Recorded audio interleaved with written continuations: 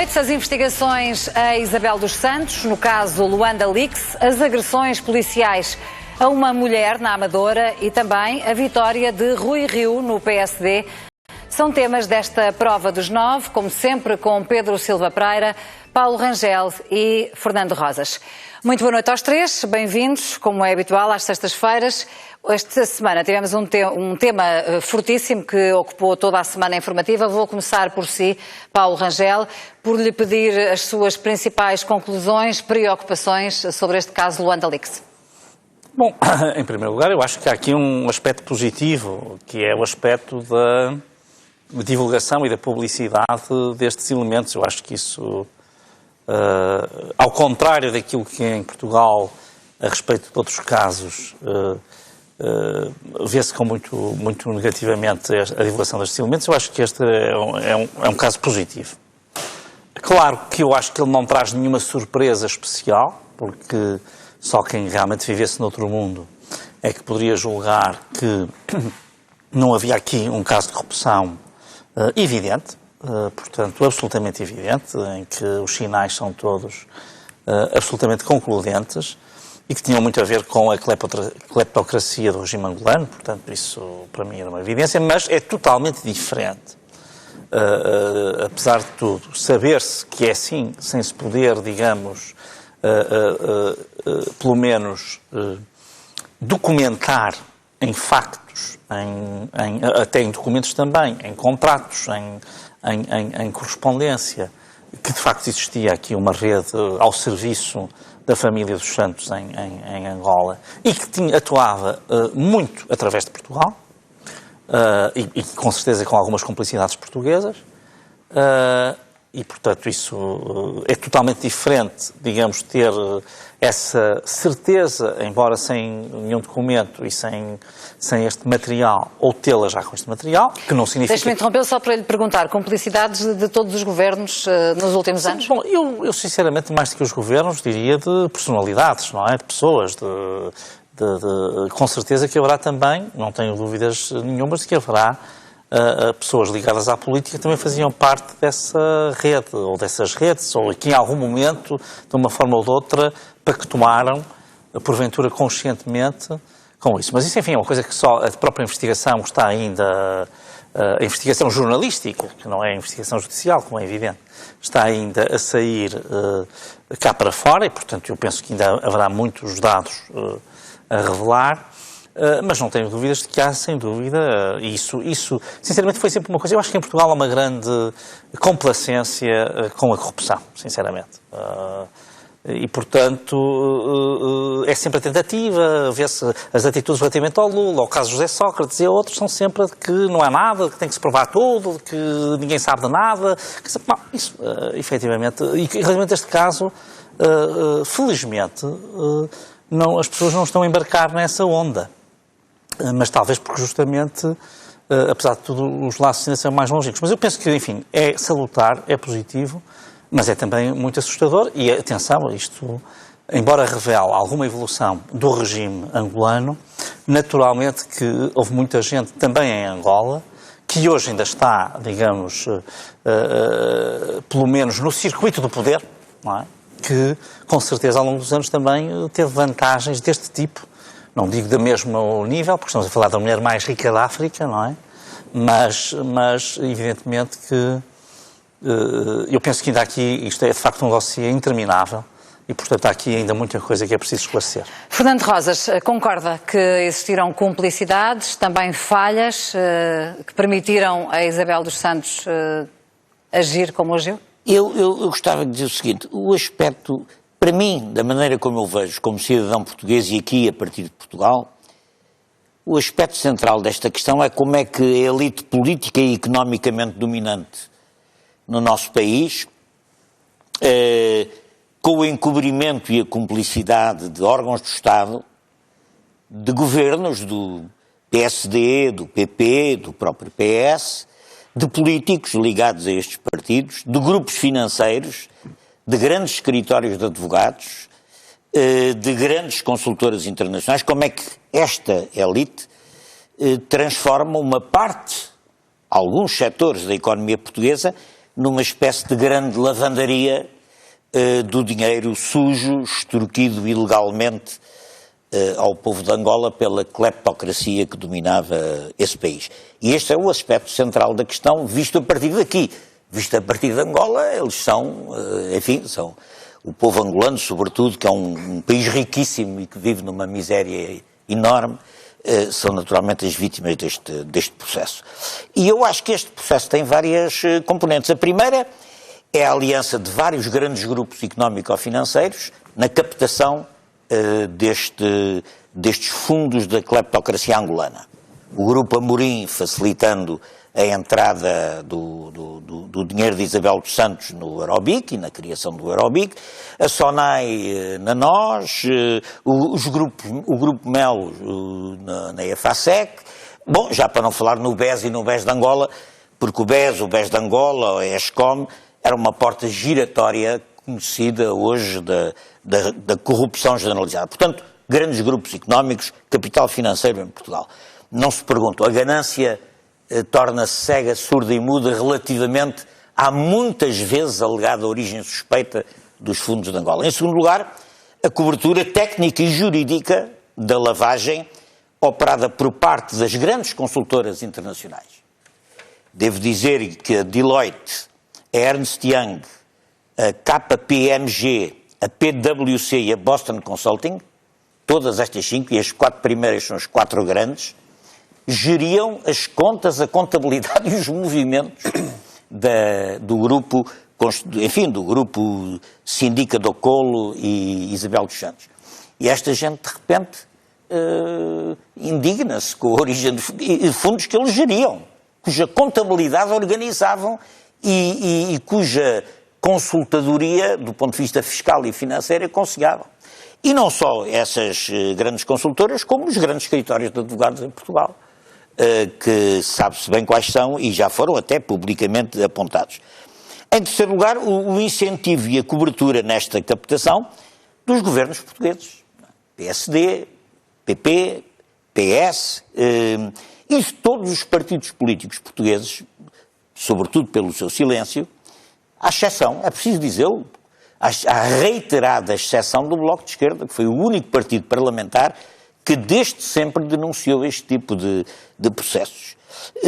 Mas, para dizer, o governo de Durão Barroso foi o patrocinador da vinda do capital para cá.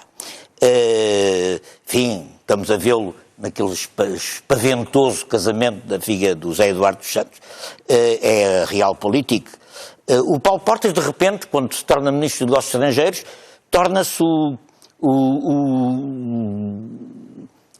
o herói do Jornal de Angola, dos célebres editoriais do Jornal de Angola, um herói, e mesmo a estrela do último congresso do PSD, e até vi do MPLA. Do MPLA. São diferentes, claro. Espero eu. Do MPLA. Bom, e viu, aliás, aqui numa daquelas reposições que a televisão faz, já não sei em que canal é que foi, se foi neste ou noutro, ele explicar-nos que os portugueses, de uma vez por todas, tinham que perceber que não tinham que se meter, que não tinham que ensinar aos angolanos como é que eles resolviam os seus problemas. O engenheiro Sócrates, é preciso dizer, que autorizou em 2008 a privatização de parte da Galp a favor da Isabel dos Santos. E, há que citá-lo, o próprio Dr. António Costa recebe na sua própria residência oficial a senhora engenheira Isabel dos Santos, diz o Expresso, em Parangonas, de março de 2016, de dar luz verde para entrar no BCP. Bom, já sei que o argumento é a Realpolitik, mas a Realpolitik não pode servir para encobrir atividades criminosas. E porquê é que serviu? Não pode. Não. Porquê é que serviu? Porque esse dinheiro deu jeito a Portugal ao longo de muitas décadas. Mas o problema é que tem que haver sabe que neste momento, em vários países, quer dos Estados Unidos, quer em uma parte dos países da Europa, o dinheiro angolano já não era admitido para negócios, exatamente por causa das suspeições. E era isso que Portugal devia ter feito, mesmo precisando do dinheiro. Nomeadamente, e deixe-me dizer agora, também juntar a esta lista, os reguladores, cegos, surdos e mudos, quer a CMVM,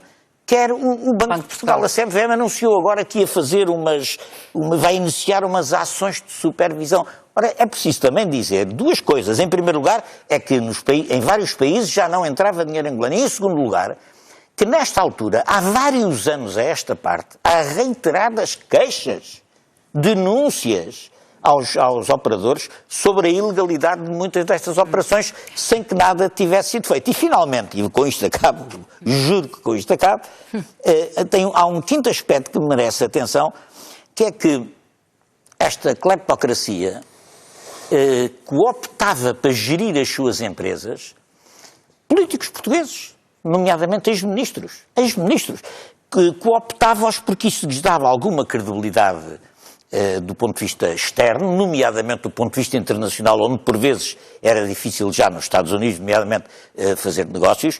E a lista é muito impressionante. Martins da Cruz, Armando Vara, Miguel Relvas, Mira do Amaral, Teixeira dos Santos, Proença de Carvalho, etc. E sabe-se quais são exatamente as ligações que eles tiveram, os trabalhos que tiveram. Em conclusão, e para terminar, um regime cleptocrático que se juntou a uma espécie, aos setores de uma oligarquia gananciosa para esmifrar o povo de Angola, para desviar fundos que pertenciam, que deveriam satisfazer as necessidades mais elementares do povo de Angola, para fazer negócios de uma família que, próxima do poder, desviava estes fundos. Mas as lavandarias nacionais só foram possíveis com estas e outras cumplicidades. Provavelmente havia necessidade de capital, mas o problema é que não justifica tudo. Pode ir buscá-los a todo lado, não é? Pedro Silva Pereira, a sua visão também sobre este caso, sendo que vou colocar já a pergunta também para avançarmos um pouco, que é como é que Portugal se deve comportar agora que está com este caso nos braços? Bom, eu acho que ainda há muita poeira no ar e que é preciso também separar o trigo do joio. Acho que as ondas de choque deste caso ainda estamos longe de as ver terminar. E preocupa-me, aliás, particularmente o impacto que tudo isto pode ter numa série de empresas em Portugal. Mas é evidente que este título de A Mulher Mais Rica de África não foi atribuído na sequência destas revelações. Era um título que corria, que era referenciado nas revistas de há muito tempo esta parte, porque realmente a fortuna da engenheira Isabel dos Santos era conhecida, mais do que conhecida. E, portanto, em bom rigor, não é tanto aí que está a novidade, embora boa parte das notícias que nós temos vindo a ver nos últimos dias, elas essencialmente o que fazem é descrever a imensa fortuna da engenheira Isabel dos Santos, com a sua participação, fala-se em 400 empresas, em mais de 40 países, muito mais, portanto, apenas do que a situação. Mas há mais do que isso, mais do que a sua fortuna, não é? Há desvios de dinheiro da Sonangol, que é à volta disso que giram as notícias. Mas o meu ponto é exatamente esse, é que boa parte das notícias que nós temos visto, elas descrevem a fortuna. Mas a verdadeira novidade das revelações nos últimos dias diz essencialmente respeito à questão de umas transferências de fundos da Sonangol para uma empresa offshore com sede no Dubai. Transferências de fundos essas que deram lugar em Angola a uma investigação criminal e à constituição da engenheira Isabel dos Santos e outras pessoas como arguidas. E que passaram pelo Eurobic. E sendo que a conta da Sonangol era uma conta que estava no Eurobic e daí foram feitas as transferências para o Dubai. Mas isto também nos ajuda a perceber que a investigação que está em curso em Angola, que nós conhecemos e que o Procurador-Geral da República referenciou, diz essencialmente respeito a este aspecto, que é relativamente circunscrito, pelo menos no atual estado da investigação em Angola, um aspecto que é grave, com certeza. Mas o Angola Leaks diz respeito a bem mais de certo, mas a investigação criminal que está a ocorrer em Angola e a constituição de arguido É com este fundamento. Desvio de fundos da Sonangol a benefício de uma empresa offshore com a qual a engenheira Isabel dos Santos teria ligações. Que ela invoca que é abrigo de contratos de prestação de serviços e as autoridades angolanas acham que esses contratos de prestação de serviços são uma simulação para obter o tal desvio de fundos. Há depois em Angola um outro processo, que é um processo cível, que deu lugar a um arresto de bens da engenheira Isabel dos Santos, em que o Estado angolano se propõe a obter créditos da ordem de 1.100 milhões de dólares. Mas sobre isso sabemos pouco, porque as autoridades angolanas fizeram um arresto provisório dos bens, mas apenas vão apresentar a ação principal em março. Isto para dizer que no atual estado das coisas, da investigação que está em curso em Angola, nós estamos ainda muito no início do processo. Muitas das coisas, portanto, que o Fernando Rosas descreveu aqui, e bem, sobre a imensidão dos negócios, pelo menos duvidosos, obscuros, ou pior do que isso, que estão aqui em causa, estão ainda muito longe do âmago das investigações que estão em curso em Angola. E, portanto, é de esperar que essas investigações vão prosseguir e que este caso assuma uma dimensão ainda maior. E que esse caso vá assumir outras proporções. Depois perguntavam-me o que é que devemos nós fazer. Porque a situação que temos neste momento é que Isabel dos Santos está a tentar vender, ao que parece, certo, as participações que tem nas empresas portuguesas. Há quem defenda que essas participações, como por exemplo Ana Gomes defendeu esta semana, que essas participações deviam ser nacionalizadas pelo Estado angolano, porque seria uma forma de compensar o desvio de dinheiro que aconteceu em relação ao país. Como é que Portugal se deve comportar perante isto? Deve aceitar um pedido de Angola se ele vier a surgir para o arresto dos bens? Como é que vê que esta situação possa evoluir? O fundamental aqui é fazer aquilo que penso que a Procuradoria-Geral da República está a fazer, isto é, disponibilizar-se para cooperar com as autoridades judiciárias nas investigações. E, portanto, essa cooperação judiciária deve existir e deve ser total. É claro que não passaria pela cabeça de ninguém o Estado português ir agora nacionalizar os bens indiscriminadamente da engenheira Isabel dos Santos. Mas Portugal teria alguma, deixe-me só interrompê-lo para lhe perguntar, se Portugal teria alguma forma, algum mecanismo legal de poder, por exemplo, impedir a venda dessas participações? Bom, eu vi a referência que a Catarina Martins fez, que seria bom poder travar a venda das participações que a engenheira Isabel dos Santos está a fazer. Eu, neste momento, vejo isso muito mais como um desabafo do que como uma proposta jurídica. Mas porque não vê a forma de a pôr em prática? Neste momento não vê. Com estes fundamentos que existem e no estado dos processos que estão em curso, tenho dificuldade em ver um instrumento jurídico que permitisse impedir a venda das participações sociais. Agora, e isso certamente não pertence ao Governo, pertence às autoridades judiciárias.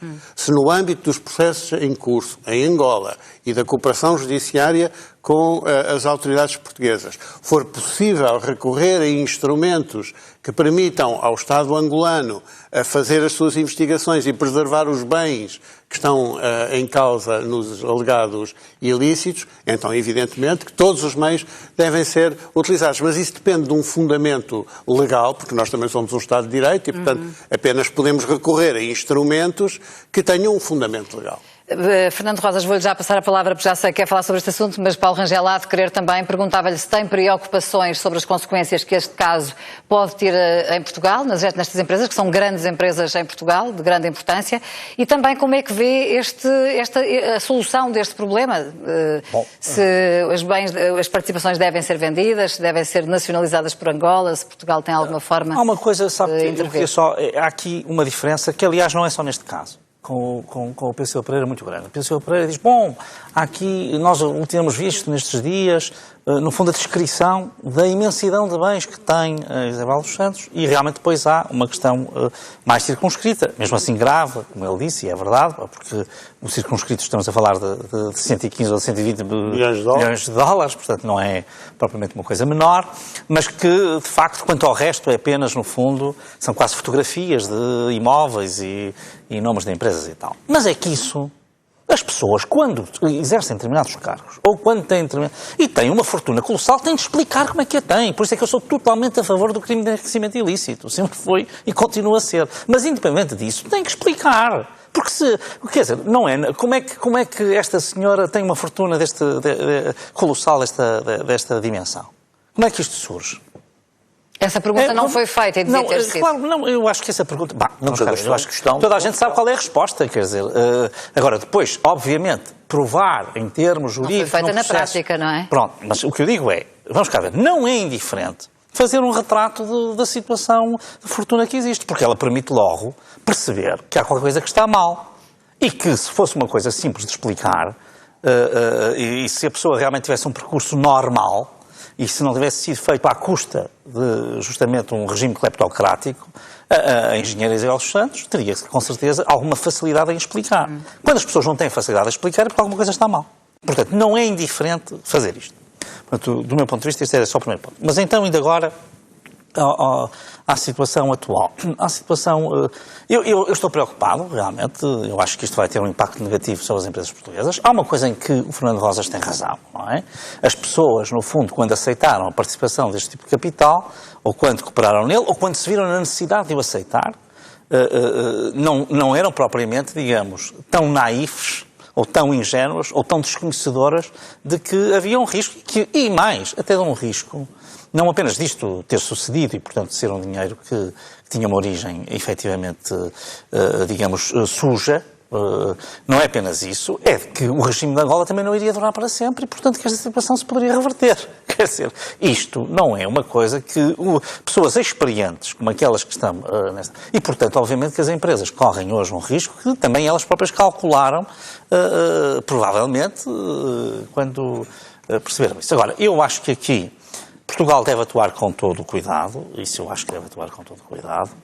Obviamente que aqui não pode deixar de cumprir as regras do Estado de Direito e, portanto, por exemplo, quando se fala em nacionalização, eu só via isso como possível a partir de Angola, quer dizer, e tem que haver um fundamento para isso, enfim, admito que lá os fundamentos sejam mais simples do que aqui e, portanto, apesar de tudo, que isso seja possível. Mas vê que fosse possível existir essa vontade e essa intenção, Portugal travar a venda destas participações? Não estou a falar de uma nacionalização. Quer dizer, eu sinceramente, enfim, eu não sou um especialista, apesar de jurista e ter advogado muito tempo, não sou um especialista destas áreas e, portanto, não lhe sei dizer. Se em termos legais há essa possibilidade, sim, mas não me parece que acha. Sinceramente, com ela, acha que faz algum sentido colocar essa questão para o até como outra pessoa com que fui comentando, não estou a ver qual seria um instrumento através do qual se poderia fazer. E, em alguns casos, poderia ser mesmo contraproducente. Para a estabilidade das empresas, para a sua reputação, que a engenheira Isabel dos Santos saia do capital social de algumas empresas pode ser benéfico e não o contrário. Não, é isso. Pode ser benéfico e, repare, e a questão é saber se aquilo é substituído por outro capital e por qual, não é? Portanto, e isso pode dar aqui alguma normalidade. É sempre um sobressalto. Portanto, quer dizer, um impacto negativo nunca deixará de existir. Agora, pode ser mais mitigado ou menos. Aí eu acho que o Estado português deve ter uma atitude prudente. Há aqui um ponto que eu devo dizer o seguinte. Eu reconheço, queria também dizer isto aqui, é verdade o que disse aqui o Fernando Rosas, que o Bloco de Esquerda, e em particular até muito pela voz de Francisco Louçã, não é que outros até não tivessem colaborado com ele, aquele célebre livro. Jorge Costa esteve de resto ontem aqui mesmo à noite na TV24 a falar sobre o livro, é um dos coautores do livro. O livro chama-se Os Donos Angolanos de Portugal e foi lançado já, agora deixe-me sublinhar, essa ideia em 2014, passaram quase 6 anos. Sim. Pela visibilidade que o Francisco Louçã tem isso. Isto deve-se também muito, devo dizer, essa visibilidade também à Ana Gomes, que aí, mais uma vez, prestou um serviço, julgo eu, inestimável ao Estado de Direito e com uma coragem até física, porque é preciso coragem física para fazer estas coisas. E, portanto, isso eu faço. Portanto, claro que depois é preciso ver aqui, e eu também não vou... há aqui um problema que é este. A proposta das empresas, e ligando um bocadinho a coisas que disse Fernando Rosas, é evidente que não se pode levar o princípio de que não pode haver negócios com nenhuma empresa, em caso nenhum, a um limite em que, porque, por exemplo, mesmo esses Estados, e que têm toda a razão, que a dada altura, no fundo, fizeram uma espécie, digamos, de proibição a negócios com Angola, ou em particular com estas pessoas, ainda hoje fazem com outras que estão em situações idênticas. É verdade. Claro, com certeza. Portanto, isto, atenção, portanto, o que eu queria dizer é o seguinte, é verdade. é extremamente difícil, aqui, a linha a partir da qual... Em todos os países há lavagem de dinheiro. Claro. E sobretudo em alguns dos que proíbem o capital de Angola. E há muitos países, portanto, o que eu queria dizer com isto é que é preciso algum cuidado, porque isto é uma situação realmente difícil, porque se nós fizermos, e por isso é que a palavra realpolitik não está totalmente mal usada e não é necessariamente negativa, porque se nós decidirmos que não vamos ter relações com nenhum Estado em que ocorram determinado tipo de práticas, isso significa que ficaremos reduzidos a um leque muito pequeno. Pronto. Agora, é verdade que neste caso concreto havia uma consciência aguda e que houve pessoas, repetidamente, e não apenas essas personalidades que eu invoquei, até na comunicação social portuguesa, muitos jornalistas e muita gente, que repetidamente chamou a atenção para isto. E agora, Portugal deve ir seguindo naturalmente o caso com atenção, com prudência e corresponder aos pedidos da Justiça angolana de colaboração. Corresponder, sem dúvida, aos pedidos da Justiça angolana, mas eu também digo assim, se a Justiça angolana for por lá fora, como eu disse logo na minha intervenção inicial, haverá muita gente que ainda hoje está ligada ao regime que também será afetada, não tenho dúvidas sobre isso. E, portanto, eu não sei, é que aqui isto se nós formos olhar para porque é que isto surge agora e em que contexto surge, também eu não sei se isto deixa assim a Justiça angolana tão bem retratada. Quer dizer, isto para falar com toda a verdade. Como eu lhe disse, eu saudei imenso este movimento. Mas eu sinceramente prefiro o movimento dos jornalistas que fizeram isto com o espírito realmente de independência do que propriamente alguns passos do regime angolano que eu não sei se são feitos com a mesma Fernando intenção. Rosas, finalmente, agora a sua opinião sobre esta questão que temos neste momento. Muito rapidamente. Temos, enfim. A realpolitik, as empresas naturalmente, não pode impedir os países de fazer negócios com outros países de que se diz isto ou aquilo, tem que ser por dentro. Agora, no caso angolano, as denúncias eram mais do que muitas ao longo de muitos anos. Ao longo de muitos anos. Jornalistas angolanos perseguidos por o Rafael Marques, por ter denunciado os negócios dos diamantes. Aqui, assim, muita gente, além do Loução, o Jorge Costa, a Ana Gomes, jornalistas aqui jornalistas do Expresso, etc. Muita gente, quer dizer, ninguém podia desconhecer a suspeita relativamente àqueles capitais. E, portanto, é uma situação que não é de não se saber bem, ou que não é de que os americanos dizem que é dinheiro sujo e nós dizemos que sim, não é? Como é o caso agora no cerco ao Irão e outras coisas. Não, aqui neste caso é um caso particular em que aquilo estava mais, havia mais do que evidência do que havia sujeira na captação daqueles capitais. Segundo lugar, de facto, as autoridades angolanas, por enquanto, estão a mover ações, ou seja, constituem arguidos em 2 processos ou 3, porque referentes no total a uns 150 milhões, não me engano, qualquer coisa assim se chama, de dólares saídos saídos comprovadamente da Sonangol para financiar a joalharia do marido da engenheira Isabel dos Santos e para outros fundos que alguns deles poderão ter vindo aqui parar, nomeadamente ao Eurobic. O Eurobic era quem fazia... O Eurobic é um banco que tem cuja existência pode ser problemática, porque o negócio do Eurobic era muito o negócio com os fundos de Angola, não é? Vamos como é que isto se vai resolver. Agora, o que eu digo é que o Angola Leaks, a revelação que os jornalistas depois fizeram em colaboração com o Angola Leaks, dá-nos uma imagem muito superior aos pequenos passos que são dados em Angola e do negócio de grandes proporções. E em relação às empresas portuguesas e às participações de Isabel dos Santos? Em relação a isto é o seguinte, aparentemente a estratégia da engenheira Isabel dos Santos é fazer dinheiro imediatamente e rapidamente. Quer dizer, ela não só vende todas as participações, como se desliga dos lugares de administração que têm em todas as principais empresas. E até os seus próprios homens, os representantes, estão a saltar fora dos seus cargos. Parece que este advogado mais importante foi convidado a sair lá da empresa dos advogados, o que eu acho fantástico. Durante estes anos todos eles não perceberam do que é que se tratava. De repente percebem do que é que se tratava e dizem ao homem para se ir embora. Tudo bem. Agora, e portanto, se ela quer fazer dinheiro rapidamente... Está a antecipar-se provavelmente a um eventual arresto das contas em Portugal, porque isso pode acontecer, das contas das participações. E está a tentar fazer dinheiro depressa. Fazer dinheiro depressa e transferi-lo, não é para ficar cá, é transferi-lo. Bom, o que é que se deve fazer para naturalmente o ideal era impedir a venda, não é? Agora, tenho dúvidas que o Estado português, por iniciativa administrativa do Estado, possa dizer não se vende. Não acho que haja cobertura legal para isso, mas provavelmente pode haver um processo judiciário de fazer esse arresto. Só que isso demora tempo. É certo, como dizem os especialistas, que não se vende um banco em 15 dias. Mas provavelmente a parte dela na EFASEC se pode vender depressa. Ou não sei. Agora, para arrestar antes da venda, ou seja, impedir a venda, só por via judicial, e se há a via judicial tem que ser solicitada pelo Governo de Angola. Enfim, não sei, não sou jurista. Quer dizer, sou jurista, mas não pratico e, portanto, não sei responder. Mas a partida terá de ser dessa forma, creio, há uma coisa através de um pedido da Justiça angolana, não é? Carla, mas há uma coisa que eu tenho a certeza, e isso posso-lhe dizer que é possível. É, feita a venda, o Estado português não deixar sair o dinheiro.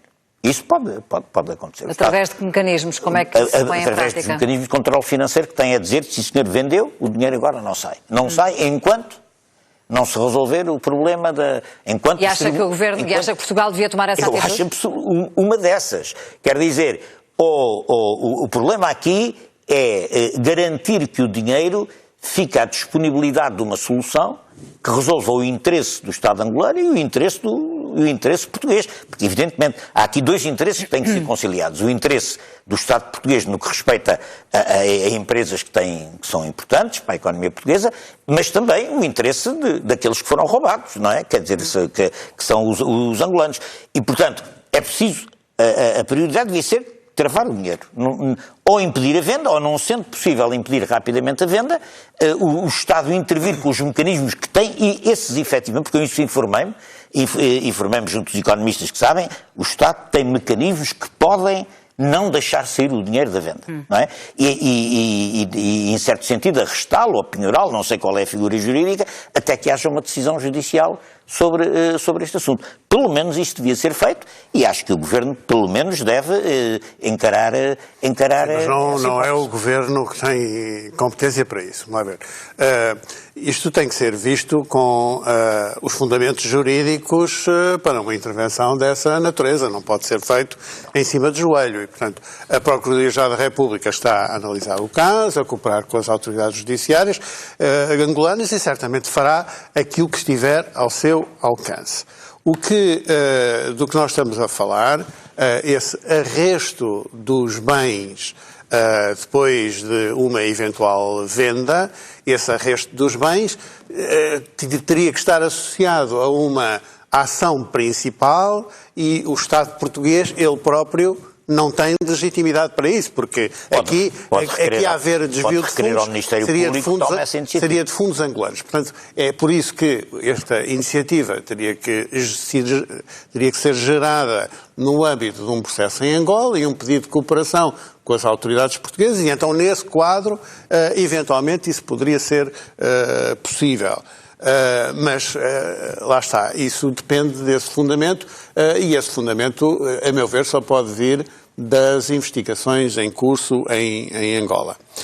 Há, no entanto, duas notas que eu queria deixar. A primeira, para dizer que, sendo certo que ninguém duvida que a fortuna da engenheira Isabel dos Santos, em parte, é construída na sombra tutelar do regime e do ex-presidente José Eduardo dos Santos,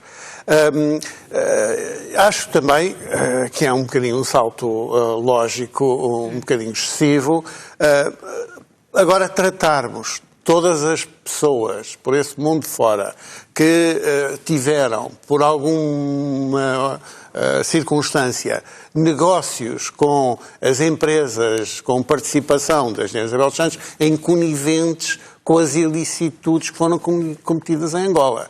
Quer dizer, também acho que é preciso distinguir bem. Fala-se muito em consultoras, em advogados, mesmo esses é preciso ver qual é o nível de participação, de conhecimento e de participação que tiveram nos tais negócios que são agora questionados do ponto de vista da sua legalidade em Angola. E, portanto, não podemos agora transformar todos os empresários ou todas as pessoas que trabalharam para empresas da engenheira Isabel dos Santos em coniventes dos crimes que poderiam ter sido praticados em Angola. Em segundo lugar, queria chamar a atenção que o governo atual agiu contra os interesses da engenheira Isabel dos Santos, em particular no caso do BPI. Havia um litígio acionista entre a engenheira Isabel dos Santos e os espanhóis do CaixaBank. O CaixaBank pretendia tomar controle do banco e para isso precisava de uma desblindagem dos estatutos. A engenheira Isabel dos Santos foi ao primeiro-ministro António Costa pedir-lhe para evitar essa desblindagem dos estatutos, para manter o controle do banco, e o governo, contra os interesses da engenheira Isabel dos Santos, legislou para permitir a desblindagem e o controle do banco por parte do CaixaBank. Portanto, essa ideia de que os sucessivos governos... é uma ideia perfeitamente certa. Desculpe, essa ideia... Essa é a ideia desculpabilizante essa ideia acha que o Partido Socialista não tem culpas ou não faz parte desta cumplicidade? Essa ideia contraria os factos e este caso é um caso referido pelo Primeiro-Ministro. A menos que os meus amigos queiram dizer que isto que eu estou a dizer não é verdade. Não. O governo atual do Partido Socialista tomou uma decisão legislativa contra os interesses da Não tomou nenhuma decisão legislativa, então, mas... como é que foi? Como é que foi possível a desblindagem dos estatutos? Não vale a pena enganar. Mas é que eu estou a falar...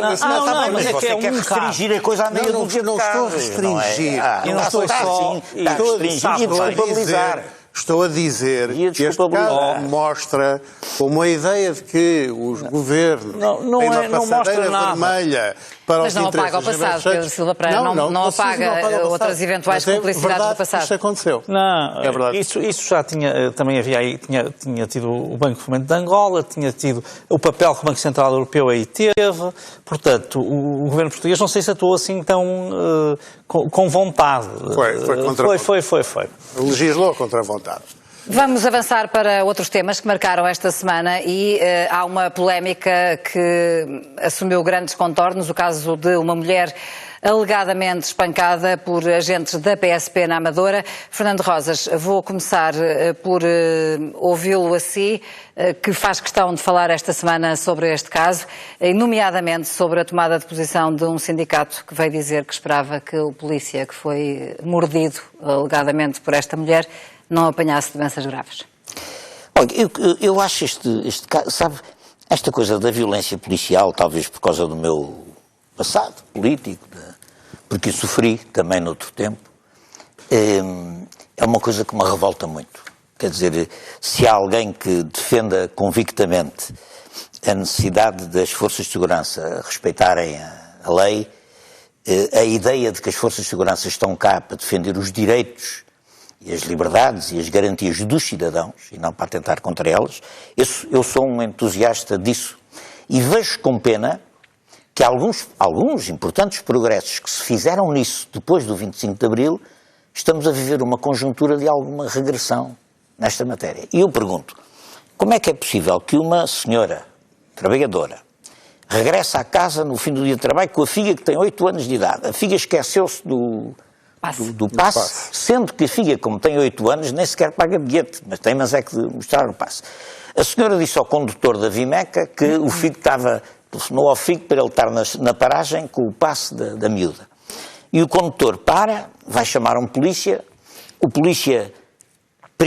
Isto é um pesadelo em 3 fases. A primeira fase é que o polícia puxa a mulher cá para fora e vê-se, isso eu nem sequer estou a... Vê-se na fotografia, no vídeo que há, em cima, cavalgando a mulher, puxando-a pelos cabelos e a tentar estrafogar. Foi por isso que ela lhe mordeu, porque estava a perder o ar. E com as pessoas a protestarem, os que as pessoas comentam no vídeo é mas ela não está a resistir, mas ela não está a resistir. Primeira fase, uma brutalidade inaceitável por causa de um passe, inaceitável. Depois, ela é metida num carro. O polícia entra também no carro patrulha. E o carro de patrulha vai passear para a polícia poder bater na mulher. Algemada. E fica totalmente desfigurada. Não é só... Bateu-lhe, deu-lhe soco, desfigurou-a completamente e insultou-a. Sua puta, sua negra, vai para o teu país. Ou seja, o cardápio todos dos insultos racistas que aí se podem ouvir. Com a conivência dos outros 2 polícias dentro do carro, que não só não impediram o colega de fazer isso, eram 2, como passearam no carro sem a entregar na esquadra, unicamente para ele poder praticar esta agressão, e deixaram a mulher à porta da esquadra, chamando os bombeiros porque ela tinha tido uma queda. Não é?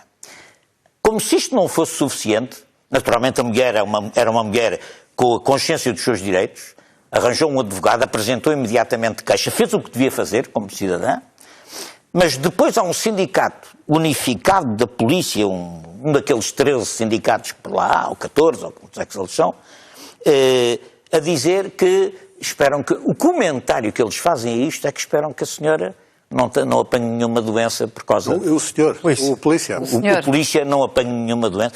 O que é um comentário infame. Quer dizer, é um comentário racista infame. De um sindicato é preciso dizer, este senhor, que é dirigente deste sindicato, foi candidato do Chega, nas eleições europeias. É um senhor, nessa altura chamava-se Basta, se não me engano, mas é do Chega, não é? É do Movimento Zero, e é um indivíduo que está perseguido, é suspeito que está perseguido, é erguido de um processo criminal por burla e não sei o quê, e foi suspenso. Entretanto, foi demitido das funções de polícia porque faltou 83 vezes ao trabalho, ou o que é que foi, à luz do estatuto sindical. E, portanto, eu acho estas coisas de uma gravidade enorme, enorme. E eu queria só fazer 2 ou 3 perguntas e com isto termino. Primeira, porquê é que este polícia e os colegas dele que foram coniventes na agressão não estão também suspensos? Quer dizer, eles constituíram a senhora arguida e estes polícias não foram até agora suspensos. Porquê?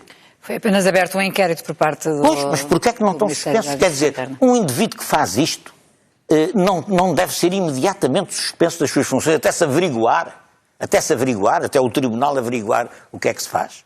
Depois, os comentários nas redes sociais dos polícias com a cara tapada, comentários absolutamente inacreditáveis que mostram uma situação altamente preocupante da influência do Chega e destas ideias racistas na polícia.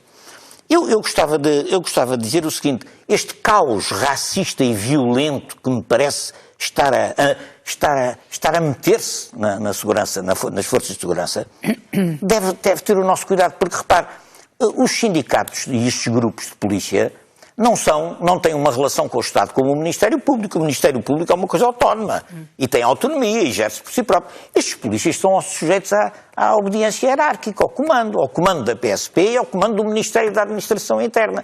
E, quer dizer, isto é preciso tomar... Deixe-me ouvir também os seus companheiros de painel sobre este assunto. Paulo Rangel, existe neste momento este caos racista de que fala o Fernando Rosas? Sente que eu não estou a dizer que existe, mas estou a dizer que há um ambiente... forças de segurança que pode conduzir. Isso não sei, mas quer dizer, há uma coisa que eu acho que é evidente neste caso e que é preciso realmente dizer. Primeiro, há uma clara... É incompreensível a agressão. Quer dizer, desde logo é um bocadinho caricata a história do passe, mas aí, sinceramente,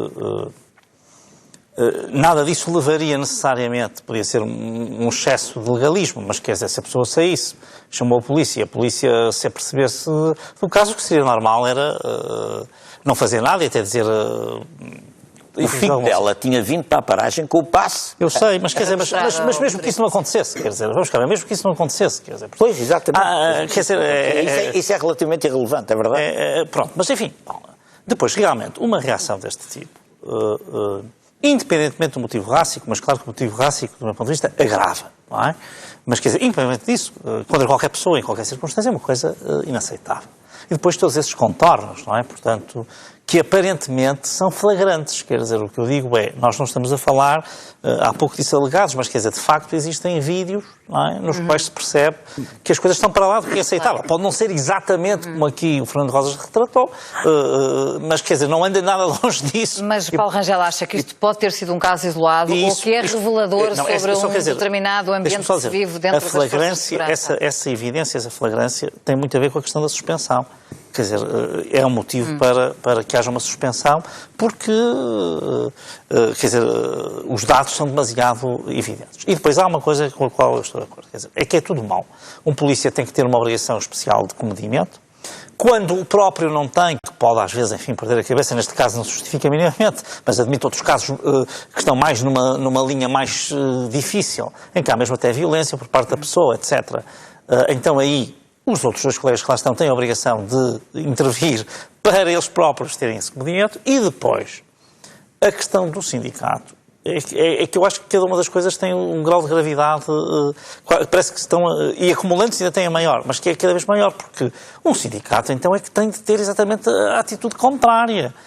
Tem de, até pode dizer, olha, nós compreendemos que os colegas estão numa situação de grande stress, etc., mas isto não é aceitável e o sindicato não pode cobrir isso. E tem de vir com uma pedagogia sobre os outros colegas, não é incendiar ainda isto. E muito menos vilipendiar a pessoa, nem que a pessoa tivesse feito coisas erradas, quer dizer, isto parece-me que é uma coisa evidente. Agora, se isto significa um mal-estar mais geral, não sei, mas eu sinceramente acho que isto é um caso grave e que deve ser Pedro Silva Pereira, ouvir também a sua opinião sobre este caso e também neste sentido, se isto é revelador de que algo de grave se passa nas forças de segurança.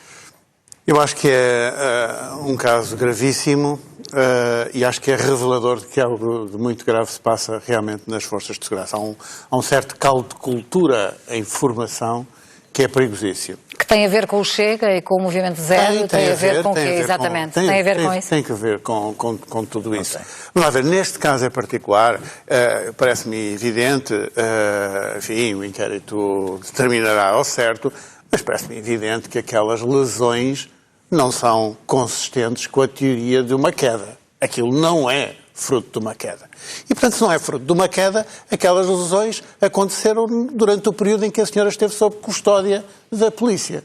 Isso é de uma gravidade imensa, porque por muito que, enfim, o relato que aqui fez o Fernando Rosas possa omitir algum comportamento agressivo ou resistência à autoridade que, pelos vistos, pode até ter existido, nada justifica uma resposta desproporcionada e violenta e uma agressão como aquela que ali está presente. E, portanto, devia haver uma resposta à altura da dimensão deste caso, que poderia passar, por exemplo, pela suspensão dos agentes de segurança desde já? Acho que isso faz sentido. Enfim, foi aberto o processo pela Inspeção-Geral da Administração Interna, determinado pelo Ministro da Administração Interna. No âmbito desse processo, a suspensão é certamente possível. Eu acredito mesmo que, do mesmo modo que a senhora foi constituída arguida por resistência à autoridade, também faz sentido uma investigação de caráter criminal às agressões que leva à constituição de arguidos daqueles que estiveram envolvidos nesta situação. Agora, mais importante talvez ainda do que o esclarecimento do caso em concreto, de facto, é o que está indiciado pelos comentários do sindicato, pelo comportamento dos outros agentes que acompanharam esta situação e pelos comentários que vamos de facto vendo nas redes sociais, porque isso tudo é muito revelador de um quadro geral que é preocupante e que existe tolerância zero. Temos ainda alguns minutos, muito poucos, para falar sobre a reeleição de Rui Rio para a liderança do PSD, mas para já fazemos um curtíssimo intervalo, cerca de 40 segundos, nesta prova dos 9. Até já. Prova dos 9 de volta do dia em que, na semana em que Angola, o caso Luanda Leaks esteve no centro das atenções, mas esta foi também a semana em que Rui Rio foi reeleito para a presidência do PSD com 53% dos votos. Paulo Rangel, pergunto-lhe se, a partir de agora, com este resultado, tendo em conta também os 47% alcançados por Luís Montenegro, se o PSD fica pacificado. Repara, mas quer dizer, o PSD não estava não pacificado, isso eu não compreendo nada disso. O Dr. Rui Rio diz que sim. Não, quer dizer, vamos cá ver. Ele próprio reconheceu que sim, não é? Que foi sempre agitado por oposição. Bom, eu acho que houve alguma agitação, não digo o contrário, mas quer dizer, agora refiro-me ao processo eleitoral. Em todos os partidos, quando existe um congresso eletivo, ou eleições, neste caso, diretas, e há mais de um candidato, naturalmente que há uma divisão. É o que acontece. António José Seguro, como é que foi? Bom, ninguém disse que o Partido Socialista estava em crise e que se ia dissolver por causa disso e que era uma coisa muito grave. Não, é a normalidade democrática. Aliás, é como as eleições gerais. Pronto, portanto, eu sinceramente encaro tudo aquilo que vimos até agora como uma coisa perfeitamente normal. Portanto, houve as eleições, tiveram até uma primeira e uma segunda volta, o resultado é claro. E a liderança de Rui Rio sai reforçada? Eu não tenho dúvidas que sai reforçada, porque tendo em conta que no PSD tem uma tradição de que quando um líder não ganha eleições é substituído, isso não aconteceu, aliás, isso foi indicado por várias pessoas, é um sinal de reforço, claro que sai reforçada, é claro que o partido vai estar pacificado, não tenho dúvidas sobre isso. Agora, isso não significa que não vá continuar a haver, porque vai, diferenças de opinião. E pessoas que vão marcar as suas posições, mas isso, a sua opinião. Bom, eu não conheço o PSD a não ser assim. E, sinceramente, penso que nunca se deu muito mal com isso. Vou ter que resumir a vossa versão a 1 minuto, cada um, ou a vossa posição. Pedro Silva Pereira, como é que encara este desfecho deste ciclo eleitoral no PSD? O resultado foi aquele que eu esperava, a vitória do Dr. Rui Rio. Acho que o partido resulta bastante dividido, porque a votação em Montenegro é muito expressiva, ele ganha em 10 distritais ou círculos e o Dr. Rui Rio em 12, mas acho que o Dr. Rui Rio conquista as condições para uma maior estabilidade interna dentro do partido. E para o Partido Socialista e para o Governo é bom que tenha sido o Dr. Rui Rio. Pergunto-lhe se para o Partido Socialista e para o Governo é bom que tenha sido o Dr. Rui Rio a manter-se na presidência do PSD. Eu acho que foi bom para o PSD ter preferido o Dr. Rui Rio, com toda a sinceridade. E, portanto, se isso é bom para o PSD, não é o melhor para o Partido Socialista.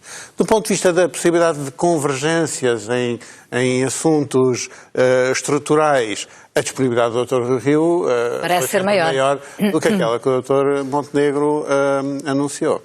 Fernando Rosas. Apesar de, historicamente, o PSD ter tido sempre um conflito entre uma ala mais social-democrata e uma ala mais liberal, direitista, digamos assim, nós estamos perante novas circunstâncias, que são, primeiro, uma crise geral das direitas na Europa e em Portugal, tendendo-se a uma reorganização da direita polarizadora à direita e que leva metade do PSD, como se vê nestas eleições, e estamos perante outra circunstância muito particular nesta crise que a distingue do passado histórico.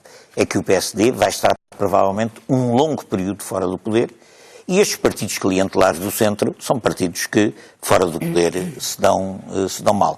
Nesse sentido, o facto de o líder desta ala direita, o Montenegro, líder não, mas quer dizer, o que se apresentou, ter tido quase metade dos votos, não é uma coisa muito tranquilizadora para o futuro do PSD. Eu acho que há ali uma ala direita no PSD que pode ser tentada a participar numa reorganização polarizadora à direita e que vamos ver agora como é que se vai passar no CDS, com o Chega, Iniciativa Liberal, e se há ou não da parte dessa ala uma tentativa de colonizar essa direita radical num novo polo político na vida política portuguesa.